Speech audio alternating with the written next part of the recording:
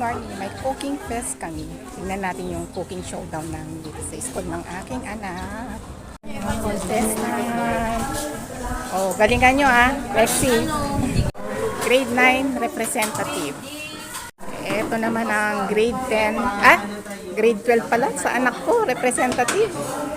O yan, they are preparing na sa cook fest showdown. Ito yung aking ka-team. Grade 12. Ito naman ang grade 11 representative. Ito na. Galingan nyo, madam anong pre-represent nyo? Grade?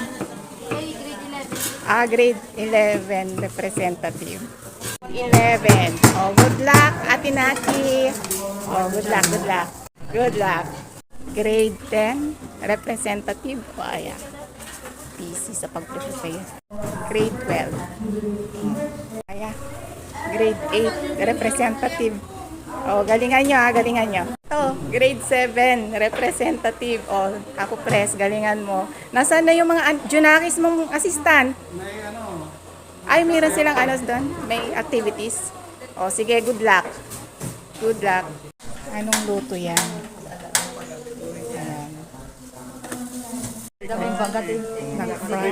Ayan. Anong luto yan? Lumpiang sisig. Lumpiang sisig. Parang ang bango-bango. Galingan mo, grade 12. Ka-team namin to, ka-team. Yan. Anong luto yan? Anong luto yan? Madam Perla? Basta, secret daw. Kasi secret muna. Mamaya i-reveal. Sir Giyang, anong luto yan? Secret din. Mamaya i-reveal. Sige. Magkaalaman pag natikman natin.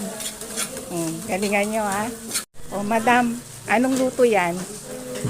Anong luto? Secret din? Secret din. Hindi ayaw talagang i-reveal ang mga luto nila Naglalaban talaga. Eto kaya, anong luto nila? Tingnan natin. Anong luto yan? Secret din?